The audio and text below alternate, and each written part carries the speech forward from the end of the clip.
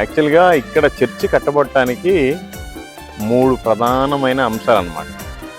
ఒకటి ఏంటంటే ఇది తమిళనాడులోని నాగపట్నం అనే జిల్లాలో వేలం కన్ని అని ఉంది. కన్ని అంటే తమిళ్లో కన్యక అని అర్థం. వేలం కన్ని చర్చ్ అంటారు దీన్ని. అయితే ఒక జమీందారు పనిచేసే వాళ్ళంట ఇక్కడ నాగపట్నంలో. అప్పట్లో ఒక జమీందారు పరిపాలిస్తూ ఉండేవాడు. ఆ జమీందారు దగ్గర ఒక పనివాడు పనిచేస్తూ ఉండేవాడు. అక్కడికి ఇక్కడికి 12 కిలోమీటర్లు నాగపట్నానికి ఇక్కడికి. అయితే రోజు పాలు తీసుకొని రావడానికి ఇక్కడ విలేజెస్ కదా, అదేమో కొంచెం టౌన్ లాగా ఉంటుంది కదా, ఈ విలేజ్కి వచ్చి పాలు తీసుకెళ్తా ఉండేవాడు.